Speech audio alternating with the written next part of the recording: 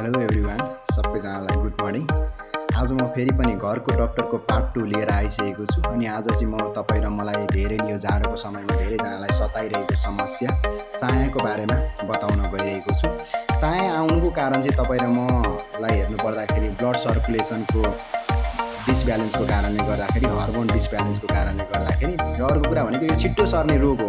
तपाईँ र मैले त्यो चाया भएको व्यक्तिको काइयो टावल त्यही सिरानीमा तपाईँ र म युज गर्छौँ भनेदेखि तपाईँ र मलाई छिट्टोभन्दा छिट्टो यो आउने गर्दछ। तर आएको छ र स्वाभाविक रूपमा आज कपालको राम्रोसँग हेरचाह गर्न भ्याइँदैन, नभ्याइँदै गर्दाखेरि निक्लिन्छ। अब निक्लेको छ भनेदेखि तपाईँ र मैले घरेलु उपचार चाहिँ कसरी पनि गर्न सकिन्छ भन्ने गर्दाखेरि 1 गिलास बेसा र 1 गिलास दही मिसाएर लगाएर अनि 2 घन्टा पछाडि धोएर पनि गर्न सक्नुहुन्छ।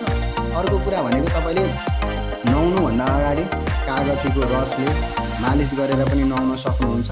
र जथाभावी जुनसुकै तेल, स्याम्पू, साबुनको युज नगरिकन एउटा निश्चित तपाईँलाई कुन चाहिँ सुइटेबल हुन्छ त त्यही युज गरेर पनि यसलाई निर्मूल बनाउन सक्नुहुन्छ।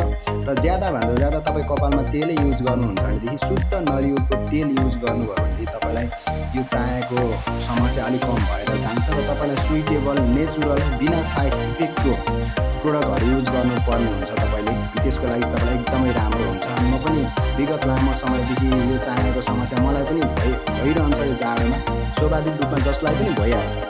त्यसैको लागि चाहिँ त्यो समस्याबाट टाढा रहनको लागि चाहिँ म पनि विभिन्न प्रविधिहरू अप्नाइरहेको छु। र चाहिँ म डेली युजेज रूपमा चाहिँ आज हेर्नु छ नि नेपालीकै कच्चा पदार्थबाट बनेको शुद्ध बिना साइड इफेक्टको प्रो केयर स्याम्पू म हप्तामा 2 चोटि युज गर्छु, जसको कारणले गर्दाखेरि आज एकदमै राम्रो भइरहेको छ।